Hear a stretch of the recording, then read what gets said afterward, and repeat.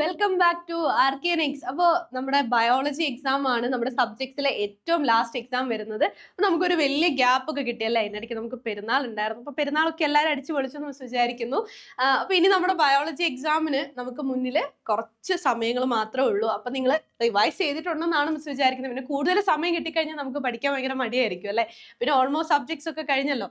എന്നാലും കുഴപ്പമില്ല, ഇനിയുള്ള സമയത്താണെങ്കിലും നിങ്ങളൊന്ന് കറക്റ്റ് ആയിട്ട് ബാക്കി കാര്യങ്ങളൊക്കെ ഒന്ന് നോക്കി സെറ്റ് ആക്കി കഴിഞ്ഞാൽ ബയോളജി നമുക്ക് A+ തന്നെ സുഖമായിട്ട് സ്കോർ ചെയ്യാവുന്നതേ ഉള്ളൂ. ഓക്കെ, അപ്പൊ മിസ് ഒന്നും കൂടെ ആ വെയിറ്റേജ് ഒന്ന് കറക്റ്റ് ആയിട്ട് പറഞ്ഞു തരാൻ വേണ്ടിയാണ് വന്നിരിക്കുന്നത്. അപ്പൊ നമുക്ക് പെട്ടെന്ന് ബയോളജിയിൽ, അതായത് ബോട്ടണീനെ സുവോളജീനെ ഓരോ ചാപ്റ്റർ വൈസ് വെയിറ്റേജസ് ഒന്ന് നമുക്ക് കമ്പയർ ചെയ്യാം. അപ്പൊ ഏതൊക്കെ ചാപ്റ്റേഴ്സ് ആണ് കൃത്യമായിട്ട് പഠിക്കേണ്ടത്, എങ്ങനെയൊക്കെയാണ് വരുന്നത് ക്വസ്റ്റ്യൻസ് എന്നുള്ളത് മിസ് വേഗം പറഞ്ഞുതരാം. അപ്പൊ നമുക്ക് വേഗം നോക്കിയാലോ. Yes, okay. അപ്പൊ ഇവിടെ ബോട്ടണി ആണ്. ഇപ്പൊ ബോട്ടണിയിൽ നമുക്കറിയാം ആകെ നമുക്ക് 5 ചാപ്റ്റേഴ്സേ ഉള്ളൂ അല്ലെ. +2 ബോട്ടണി ഭയങ്കര സിമ്പിൾ ആണ്, 5 ചാപ്റ്റേഴ്സേ ഉള്ളൂ.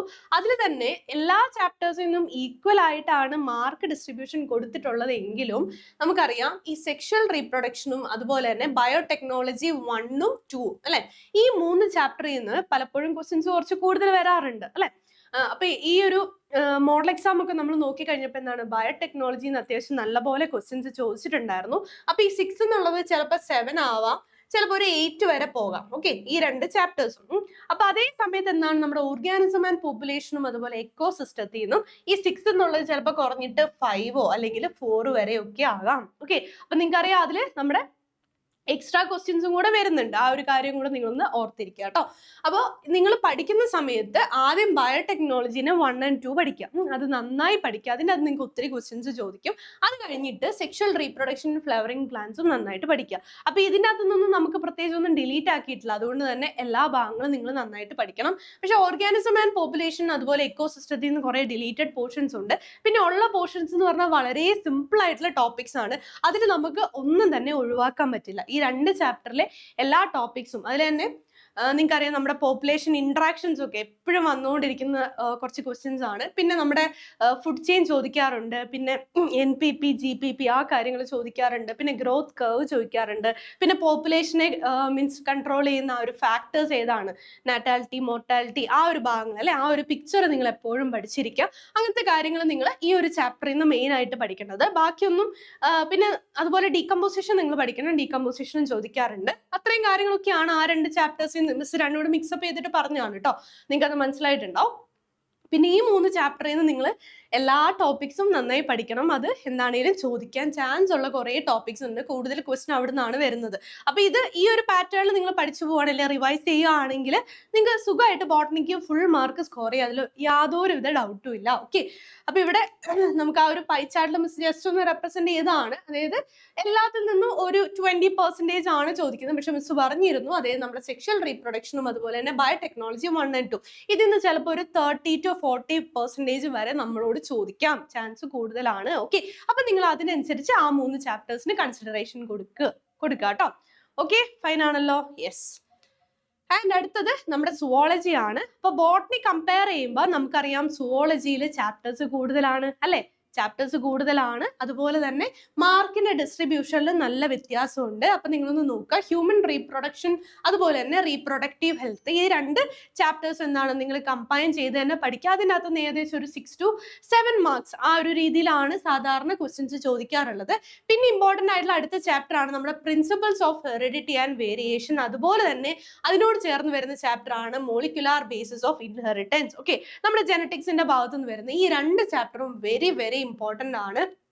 ഈ 2 ചാപ്റ്ററിൽ നിന്ന് ഒത്തിരി ക്വസ്റ്റ്യൻസ് നിങ്ങളോട് ചോദിക്കാറുണ്ട്. ഓക്കെ, അപ്പൊ നിങ്ങൾക്ക് ഇവിടെ മാർക്ക് ഡിസ്ട്രിബ്യൂഷൻ കാണാമെന്ന് വിചാരിക്കുന്നു. 5 മാർക്ക് 5 to 6. ഓക്കെ, 2ഉം 6ഉം 7 വരെയൊക്കെ പോകാം ഈ 2 ചാപ്റ്ററിൽ നിന്ന്. അതുകൊണ്ട് ഈ 2 ചാപ്റ്റേഴ്സ് നിങ്ങൾ അതുപോലെ പഠിക്കുക. പിന്നെ വരുന്നതാണ് നമ്മുടെ എവല്യൂഷൻ. ഓക്കെ, എവല്യൂഷനിൽ നിന്നും ക്വസ്റ്റ്യൻസ് ഉണ്ട്. ഓൾമോസ്റ്റ് ഒരു 4 മാർക്സ് വരെയാണ് നമുക്ക് എക്സ്പെക്ട് ചെയ്യാവുന്നത്. ഇതിൽ ചേഞ്ചസ് വരാം. ഓക്കെ, പിന്നെ നമ്മുടെ ഹ്യൂമൻ ഹെൽത്ത് ആൻഡ് ഡിസീസസ്, അതിനും ഓൾമോസ്റ്റ് 4 മാർക്കാണ് നമുക്ക് എക്സ്പെക്ട് ചെയ്യാവുന്നത്.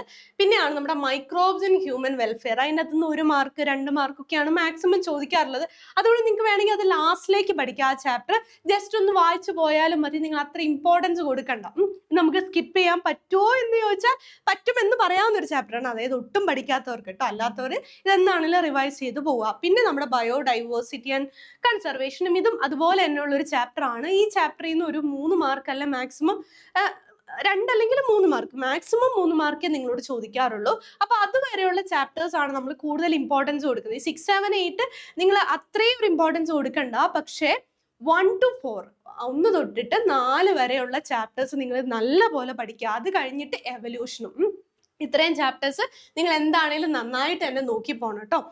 അപ്പോൾ അങ്ങനെ ഒരു പാറ്റേണിൽ നമ്മൾ പഠിക്കുവാണെങ്കിൽ സുവോളജി നമുക്ക് അത്യാവശ്യം നല്ല സ്കോറിലേക്ക് എത്താം. ഇവിടെ നിങ്ങൾക്ക് കാണാൻ പറ്റും. ഓക്കെ, അപ്പൊ ഏറ്റവും കൂടുതൽ പെർസെൻറ്റേജ് വരുന്ന ഏതാണ്? നമ്മുടെ മോളിക്കുലാർ ബേസിസ് ഓഫ് ഇൻഹെറിറ്റൻസ് തന്നെയാണ്.